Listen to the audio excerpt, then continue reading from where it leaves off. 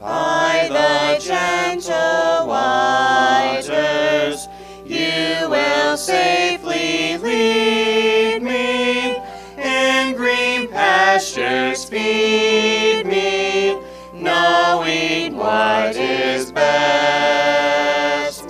Though I often stray, wander far away, I can hear you say, come to me and rest. Though the path be rough and rugged, though the trail be dark and steep, still the gentle shepherd watches o'er his sheep. There's no need to fear when the shepherd's near. When your voice I hear, I find comfort sure. Free from all alarm,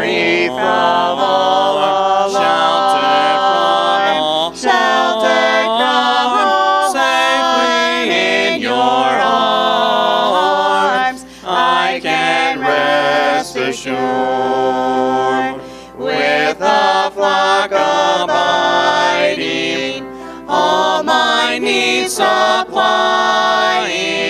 comforting and guiding, leading all the way, all the way.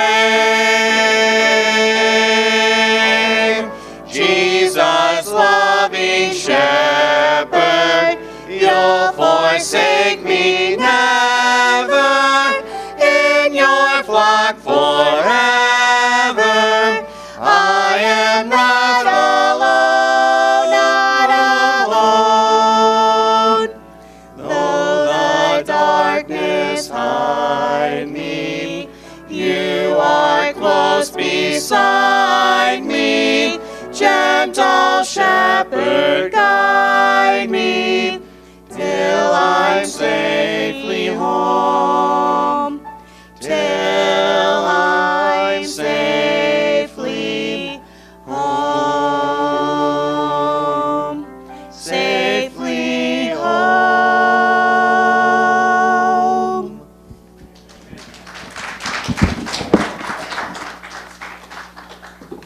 All right, well, go ahead and take your Bibles this morning. Take your Bibles. We are going to start out this morning in Genesis chapter 2.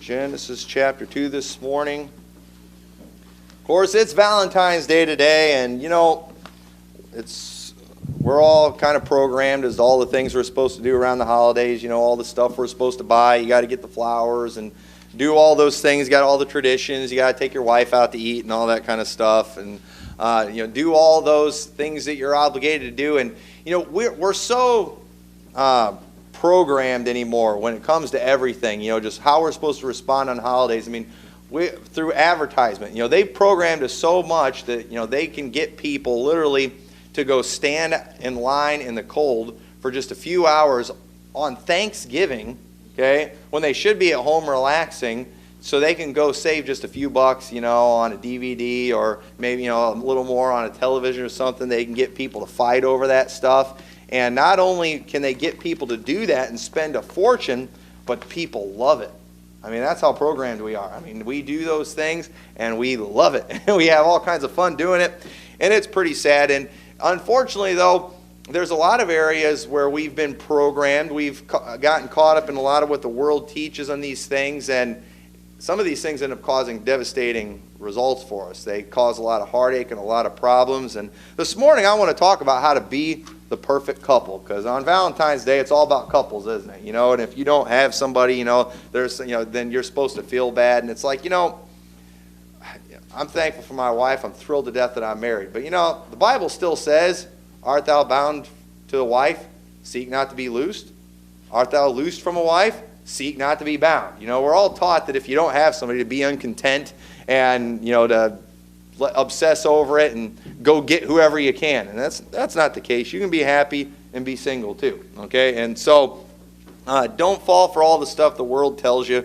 But in Genesis chapter 2:19, we're going to read that in just a little bit, because I think we see in the Bible what we need and what can help us be that perfect couple. Because the image that we have of the perfect couple today, well, first of all, 95% of what makes a couple the perfect couple these days, it's all about the appearance, isn't it? You know, it's if he's good looking and she's good looking, you know, oh man, they're just a perfect couple. You know, in the school, the perfect couple is that most popular guy that gets with the most popular girl. And let me tell you something, you are not a couple unless you are married. I'm just going to tell you that right now. There's no such thing as a dating couple. You got to be married, all right? That's what a real couple is. People who are married, and you definitely are not the perfect couple if you're not even married, all right? And we'll get into some of that in a little bit. But Genesis chapter 2, verse 19 says, "And out of the ground the Lord God formed every beast of the field and every fowl of the air, and brought them unto Adam to see what he would call them. And whatsoever Adam called every living creature, that was the name thereof. And Adam gave names to all the cattle, and to the fowl of the air, and to every beast of the field.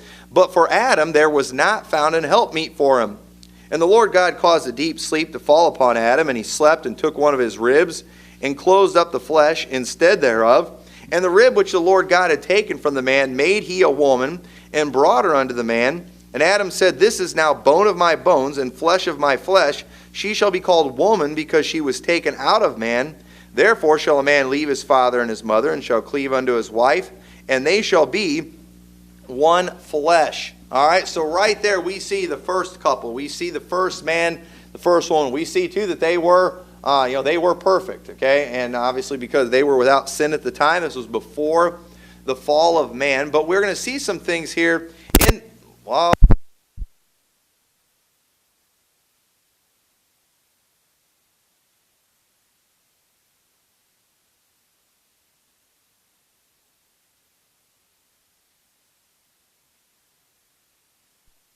that are principles that still apply today, that, they mean just as much today as they did back then, that will help you be that perfect couple. And so the first thing that we see in the Bible, notice what Adam said about his wife. She is now bone of my bones, flesh of my flesh. She was to be called woman because she was taken out of the man. And then in verse 24, for this cause, okay, for the cause of marriage, shall a man leave his father and mother, and shall cleave unto his wife, and they shall be one flesh.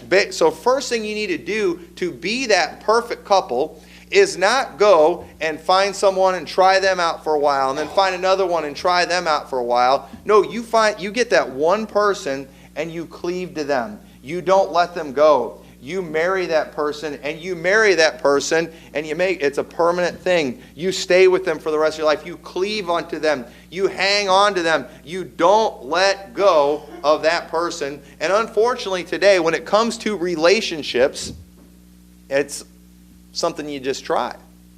It's something that you just, you go shack up for a while, and if things don't work, you move on to the next person. And I'm sorry, that is not the way it works. I know we don't have time to go into a whole lot of, what I think, the whole dating subject and everything. But, part of the problems we have these days, we train our kids to break up. From the time they're just little kids in school, they're always pairing up with somebody. They're always getting girlfriends. I hear kids that are 12 and 13-year-old talking about their girlfriend and boyfriend. And it's like, no, okay, at that age, you can have friends, but they are not your girlfriend, they are not your boyfriend. You are not a couple. You are children. And they get together, and then, I've known kids. I remember when I was a teenager, my wife, okay, she was my first girlfriend, okay, and we weren't officially an item until right before we turned 20, all right? But I remember some of my friends at young ages as teenagers, all devastated because they broke up with their girlfriend. I was like, man, that must be devastating. Boy, you guys have been boyfriend and girlfriend for like 3 whole months. What a tragedy. During those 3 months, you didn't even live together. What did y'all have to share? Nothing happened. He gave her a Valentine, on Valentine's Day or something, and they were this couple, and it's ridiculous. And kids do. By the time most people get married, They have had so many different boyfriends and girlfriends, and you know what? They broke up, and their heart was broken. They were devastated. It was the end of the world, but you know what? They got over it, didn't they? And you know why they got over it? Because they were never really a couple, for one. But they think, yeah, you can get over these things. You can get married and remarried and married and remarried. And I'm telling you, you're not going to find happiness that way. That is not the way God made us. It's not the way God intended. He intended for us to get married and it be for life. Cleveland, how do you find that one person? How do you know who it is? Well, I can tell you right now, we don't have time to go into a whole lot of the whole dating thing and finding that person. But I'm just going to tell you, shacking up, sleeping around, all that type of stuff is not the way to go. It doesn't work. It is not the way it's intended. You should never get physical until you get married. Hebrews chapter 13, verse 4, it says marriage is honorable in all, and the bed undefiled, but whoremongers and adulterers God will judge. Okay, go read through the Bible. There's all kinds of judgments. There's all kinds of things that come as a result of adultery, as a result of fornication. Any physical relationship outside of marriage is only going to lead to bad things. And it's like, well, we're engaged, so it's okay. Well, I'm sorry, it's still fornication. There's still baggage that's going to come. You see, this whole idea of staying pure till you're married, one thing that it does, that it is wonderful for the marriage relationship. And unfortunately, the world is not going to be able to help you out with this situation because the world has not experienced this. The world has no clue what I'm talking about right now. But I know firsthand because, thank God I've experienced it. Thank God I was taught this from a young age. But when you do not get physical until you're married, okay, not only does God smile on that, not only does God bless that, not only is that completely obedient, this is going to help the couple with trust. Isn't one of the biggest problems in relationships trust? And people think today that trust is something that's just a right. Something, no, you have to trust me. You're supposed to trust me. I need to know that my husband or my wife is not going to commit adultery. And you know what? If you were committing fornication before you got married, if you couldn't follow the rules before you got married, what's to make the other person think you can follow the rules after you get married? Okay, there's obviously going to be temptations during that time when you're engaged and when you are before the marriage. But if you can behave yourself then with the person you fully intend to marry, chances are they're going to know, hey, I can trust this person while we're married. I mean, it just kind of makes sense, doesn't it? But unfortunately, most people, they did. I mean, with the baggage that came into their marriage, there's no wonder why they don't trust him. 1 Corinthians chapter 7, verse 1 says, Now concerning the things whereof ye wrote unto me, it is good for a man not to touch a woman. Okay? He's referencing something they had written him. They had obviously asked some questions about the whole physical relationship between men and women. Okay? And so he's answering it for him. He says, it's good for a man not to touch a woman. Nevertheless, to avoid fornication. Fornication, while it's completely acceptable in American society, it is completely unacceptable with God. It's completely unacceptable in the church. It's not to be once named among us as become as saints. But it says to avoid fornication. We can't have that. Let every man have his own wife and let every woman have her own husband. Male and female, they're going to want each other. It's completely natural. Your boys are going to get there. Eventually, they are going to get interested in girls, and the girls are going to get interested in boys, and they are going to want to have that physical relationship. That is completely natural. That is completely normal. Okay? And but at the same time, fornication is completely out of line. There is no place for fornication in anyone's lives, and especially the life of a Christian. So he says, let everyone have every man have his own wife, and every wife her own husband. Let them get married. Eventually your kids are going to come along, and they're going to say, Dad, I'm interested in this girl. And you know what? Parents these days, it's like they follow the world. They think you're supposed to be engaged for 2 years and all this, and it's like, it's not going to happen. Okay? We have to avoid fornication. Let them get married. And I know that sounds crazy, I got married at 20 years old. It's like, well, And we've got such a laundry list of problems when it comes to, society these days. It's like people can't get married at 20. They're still kids. They're still too immature. Well, that's another subject we need to talk about. The kids, they need to grow up a little faster these days. We're babying them way too long. But people need to get married, okay? If they are struggling with that, if they need that physical relationship, let them get married. Verse 3 says, let the husband render unto the wife due benevolence, and likewise also the wife unto the husband, okay? They are supposed to try to meet each other's physical needs, and they are supposed to enjoy each other. The physical relationship between a husband and a wife, it is a wonderful thing. It is a good thing. It is something that God is completely okay with. But I'm telling you, anything outside of marriage, God is not okay with. Anything that is outside of marriage is only going to cause trust issues with those couples after they get married. And physical relationships outside of marriage, okay, and especially if you're dating around and there's multiple people, there's going to be a lot of unnecessary baggage that you could potentially bring into the marriage. Okay, I mean, there's the diseases and things that are out there. And you know what? This is another thing, too, that's hurting a lot of marriages, is many times there are children that come into relationships from other marriages. Now, listen, there's good stepmoms and good stepdads out there, okay? Despite Disney, princess stories, they're not all stepmothers are wicked, okay? But at the same time, there are step parents that have done very good jobs. But let me tell you something. Raising kids is challenging, isn't it? All right, we got any parents here? Somebody testify raising kids is challenging. All right, I've got 6 of them. I know it's challenging. But you know what? They're my kids. I'd have a hard time raising somebody else's kids. I really would. My kids, they've got as many issues as any other kids. But you know what? They're mine. It's easy for me to overlook. But other people's kids, that's a little harder, isn't it? And a lot of times the things that cause a lot of the marriage problems today, it is things with the children, and it escalates when you marry somebody and they've got kids from another relationship. And the truth is, if we're following the rules, there is no way that's going to happen. You can't have kids without a physical relationship, and if you do not have a physical relationship until you get married, then the only way you can have kids is with your husband and wife, and that's the way God intended it. And that's the way it's supposed to be. And unfortunately, many marriages are struggling and falling apart because those marriages, they came with a lot of difficult baggage that would be hard for anyone to deal with. And we've just got to get it in our head and get that the physical relationship, it's for married people. I know this is 2016, folks. I know this is America, but let me tell you, look at our culture today. Look at our families today. Look at what's happening, okay? The world laughs at this stuff, but you know what? We ought to be laughing at the world. Look at what they are producing. Look at what they are seeing. Look at the results that are going on.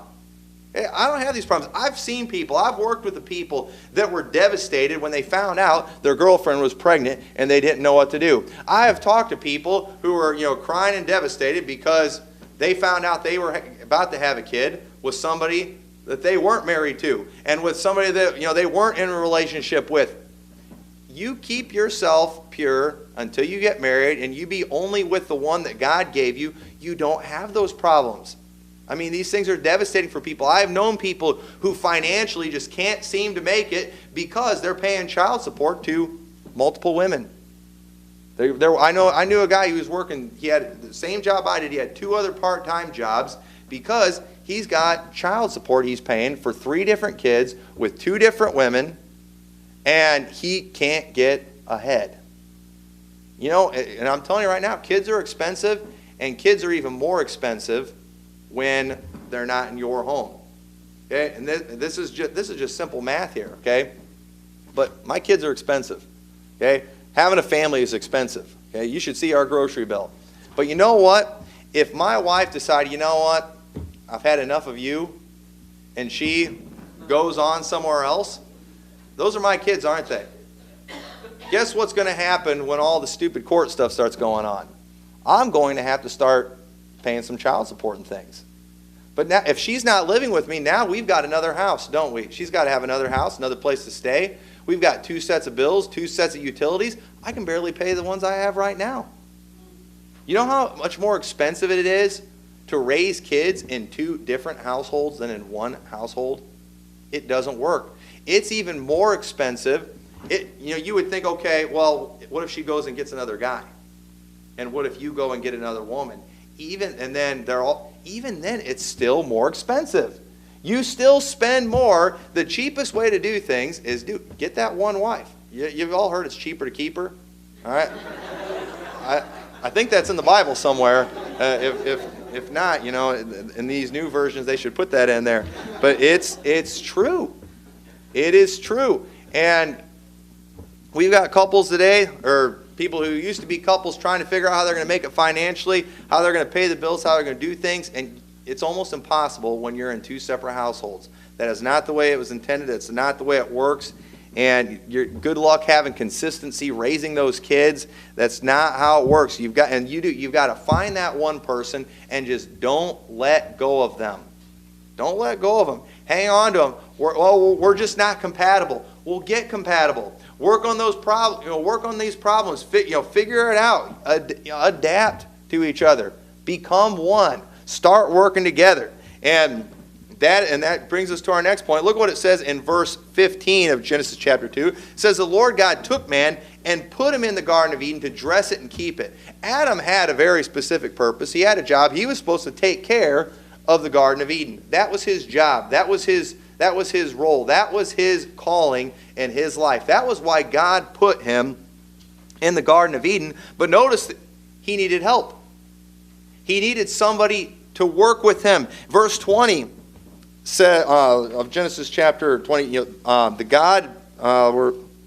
gave names to all the cattle, to the fowl of the air, to every beast of the field. But for Adam there was not found an help meet for him.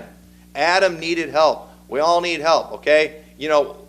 Women's libs trying to teach all the women, you don't need the man. You're a woman, hear you roar. You go do your own thing, be yourself. You don't need the man. Listen, men need the women. Okay? Maybe, but we do. I'll admit it right now. I don't feel like I'm any less of a man because I say I need my wife. I don't feel like I'm any less of a man because I feel like I need my woman. And women, you don't need to feel like you're more of a man because you don't need your man. Or more of a woman because you don't. Hey, we need each other, okay? Just admit it. God's way is the best way. And we are supposed to work together, okay? Adam had a job. God gave him a job. And Eve was there to help him and work together. You see, the perfect couple these days, it's the perfect couple. They both have their own careers. They both have their own bank accounts. They both have their own cars. They both have their own, they can both have their own lives that they live. Okay, now if you have separate bank accounts, I'm not picking on you. Sometimes that works, so it makes it easier to keep track of, spending. Okay, but at the same time, your money's hers, and her money's her. No, it's yours. Too. All right. Okay, it's supposed. It all belongs to you. All right. I know your wife probably thinks different than that, but that's the way it should be anyway. But part of what you do in working together, part of your job as a couple, okay, you're working together, you're accomplishing something, and one of the things you do is raising children. Okay? Bible says children are an heritage of the Lord. The fruit of the womb is his reward. You raise children together. It's something that you both do. And working together, okay? Even 2 men that work together, okay? That helps friendships, doesn't it? It helps bring a closeness. As a church, if we work together, it will make us closer as a church. It will make us stronger as a church as we're trying to accomplish something, as we have a common goal. And the perfect couple these days, according to the world, are 2 people doing their own thing, having their own separate lives. No, that doesn't make couples stronger. That makes them weaker. And it's just like friendships are stronger when you work together, churches are stronger when you work together, marriages are stronger when you work together, when you have a common goal, when you're trying to accomplish the same thing. You have that goal. You're going to raise those kids without killing them. All right? You're going to raise those kids, make them productive members of society. You're going to raise those kids to live for the Lord and to do something for God. That when you have that goal in mind, and you're working together, it's going to strengthen you. And not just raising kids, even things like, building wealth. Okay? As there's nothing wrong with couples saying, hey, let's see if we can't work to, save up for this house. Let's see if we can work together, to save up for this car, to go on these trips. Let's try to accomplish something together. Okay? Hopefully you all don't, at your house, you don't have like one side that's the husband, the other side's the wives, and you're not allowed to cross over and things like. No, it's all yours. Okay, you're building something together. You're accomplishing something together. Make sure that what you have belongs to both of you. Okay, a lot of marriages, they start off bad too. They have these prenuptial agreements where they got to go and they got to figure out what's the man's and what's the woman's, because in case we divorce. Okay. Hey, if you're worried about it, maybe you shouldn't marry that person. But that's what it's all yours. And you know why it's such a mess and it's so expensive when people get divorced? Because when you have a couple that have for years been living together, been working together, when you have two people who literally have become one and have brought children into the world, tearing that apart, putting that asunder, it's a mess. It's a process. And it's expensive, and I'm going to tell you right now, it's not worth it. You should never do it. But, go ahead, work together. Build, if you want to build a business together, work together. Don't be doing your own separate things. That is not going to help your marriage. Work together in a ministry. Okay? Serving in a church is a wonderful thing to do. Have common goals as a couple. Look at Mark chapter 14 and verse 3. Mark chapter 14 verse 3 says, "And being in Bethany, in the house of Simon the leper, as he sat at meat, there came a woman having an alabaster box of ointment of spikenard, very precious, and she brake the box and poured it on his head. And there were some that had indignation within themselves and said, Why was this waste made of the ointment made? For it might have been sold for more than 300 pence and have been given to the poor, and they murmured against her." Now I want to show you something here, what's happened. You see, one of the things that one of the best things you can do as a couple, okay, is when you build something, you're wanting to build something that lasts, okay? You're wanting your name to be remembered, right? That's one of the great things about having kids, okay? You're going to be remembered more. I've got 6 kids. That means I'm probably going to have a bunch of grandkids, and I'll probably have even more great-grandkids. I had my kids when I was young. If they get married and have kids when they're young, I got a better chance of being a great-grandpa. I've got a real good chance, if I live a good long life, of having a really big funeral. You know why? Because I've built a good-sized family, okay? Now, you might not think that's a big deal, but you know what? I've been to the funerals where hardly anybody was there. I don't want that. I don't want nobody to miss me when I go. I want there to be a big crowd at my funeral. I want somebody to be crying, okay? I want it to be that way. I want to be remembered. I want my name to be remembered. I want there to be all kinds of McMurtrys. That's why I'm thankful I had 2 boys. Your girls, you have to give the girls away. You give them away, and they take some other guy's last name, and you have the grandkids. They're your grandkids and everything, but they have a different last name. And my sisters, they all married guys with weird last names too. It's kind of funny, and it's like, it's not the same. And that might sound selfish, but I'm trying to build a name for myself. I want there to be a bunch of McMurtrys running around one of these days, and you got to have kids to do that, right? Because you want to be remembered. But here's the thing, maybe you don't have kids. Maybe you don't have that. Maybe you're not going to be able to pass the name down. Maybe you had all girls.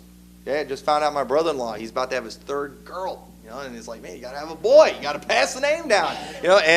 I feel bad for him, but I know that sounds terrible, but that's the way I think, okay? I've got an old school mindset. You want to build that name, but you know what? It's not just about the name. Even the works you do, what you accomplish, is something that can last.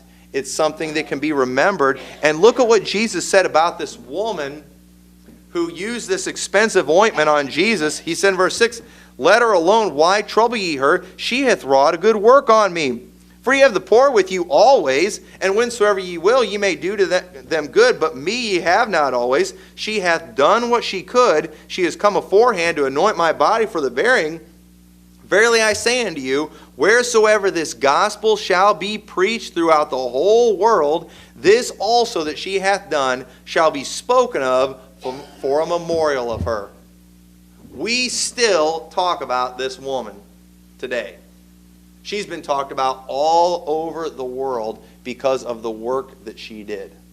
And there's something about actually accomplishing something in life, something that can be remembered. And I'm telling you, serving the Lord, that's something that can be remembered. That's something that can last. Winning people to Christ. You don't forget the people that led you to the Lord.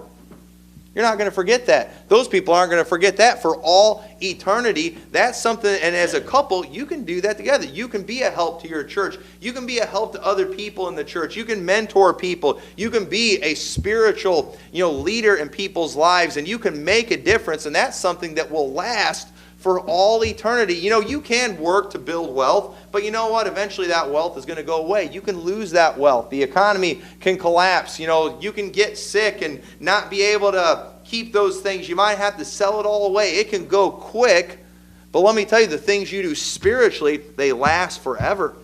They can never go away. And if as a couple, you working together is huge. My wife, she is not the pastor of this church, but let me tell you, I believe this is her work too. And she cares about it probably just as much as I do. And it means as much to her as it does to me. You know why? Because she's worked right alongside me through this whole thing.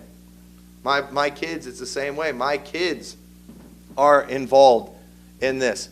They care about what goes on. They care about the people of this church. I was the same way growing up. I helped at the church over there. I helped with all the projects and things around the place. And to this day, I still care about what goes on over there because I played a part in it.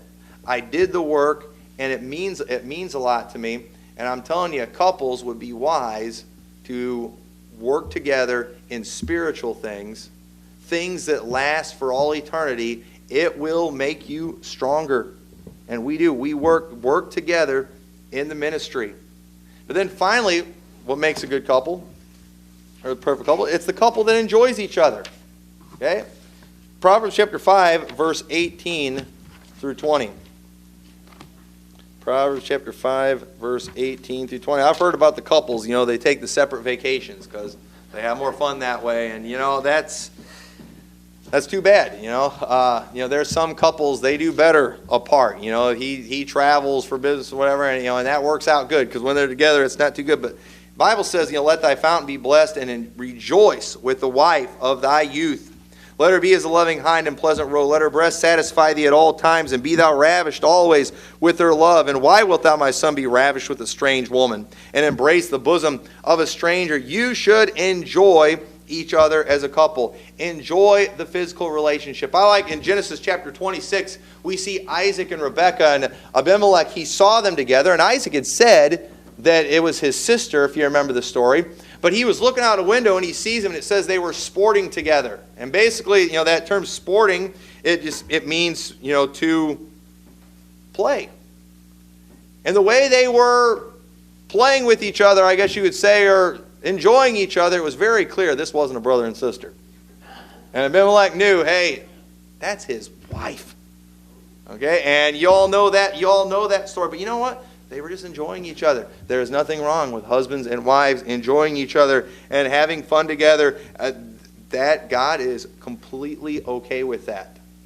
He made both of you in a way where you could enjoy each other, and not even just the physical relationship, but enjoy each other's company and have hobbies together. Have things that you do together, things that you both enjoy, and there's going to be some things, husbands, that you're not necessarily going to enjoy, but at the same time, you will enjoy them because you enjoy pleasing your wife, okay? I go shopping with my wife sometimes, and I'm thankful for a cell phone with games on it because, when I'm at those malls, I like to find that bench and play around and kill time that way because I struggle walking around for a long time. But you do those things together because you want to enjoy each other, and women, maybe you put up with some of the things that the guy enjoys doing because you enjoy making him happy. And it's great when you can find the thing that you both can do, Some couples go golfing together. Okay, hey, whatever. If there's a sport that you want to do together, play tennis or do those things. You need to have fun together. And my wife and I, since our kids have gotten old enough now where we can leave them at home, we don't have to pay a babysitter all the time. We go out on dates all the time. Why? Because we enjoy it. And the kids complain sometimes, "Oh, you guys are going somewhere again?" My wife's always like, "Hey, do you want your mom and dad to enjoy each other? Do you want them to get all stressed out and hate each other and get divorced?" It's like, "Well, you better let us go have fun." And hey, it does. It makes a difference. Husbands and wives need time for each other. Sometimes you need to dump the kids off with the babysitter. You need to dump them off with the grandparents. You need to get rid of them. Go away for a night. Do those things. Enjoy each other and enjoy spiritual things together. 1 Corinthians chapter 7, we read that before we read verses 1 through 3.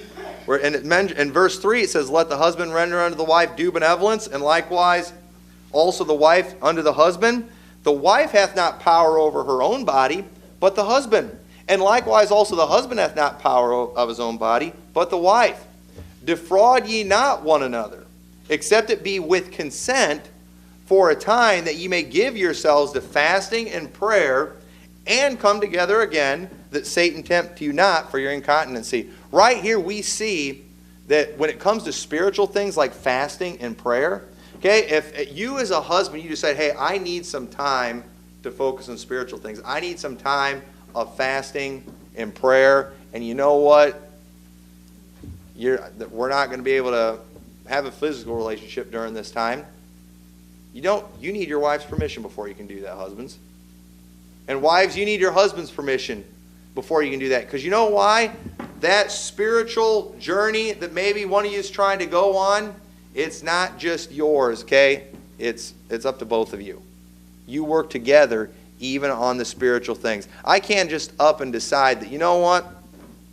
I'm just going to go do whatever. Hey, it's a spiritual thing. It's for God.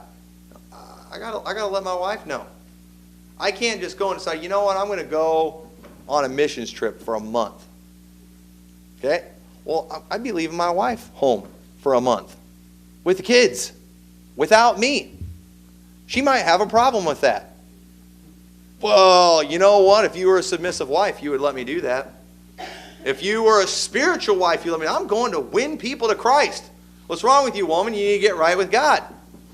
Hey, it's not just me doing these things. It's her too. You see, we are a couple.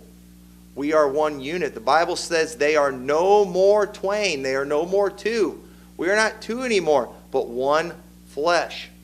A lot of guys got it these days. Well, I'm the head of the home. I make all the decisions. You know what? And even before we started this church, I talked to my wife about it a great deal. I wanted to know what she thought about it. I wanted to make sure she was on board with it. I was not going to go start a church if she didn't want to go and start a church. You know why?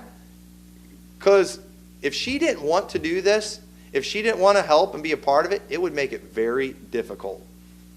If she's going to be miserable, it's going to make it very difficult. And you know what? I know I'm the head of the home. Bless God. But let me tell you, I did. I made sure she was on board with it. You know why? Because this journey, it's not just mine. It's hers too. It doesn't just affect me. It affects her too. We are not two. We are one. And I'm going to tell you right now, we've got to get that in our head.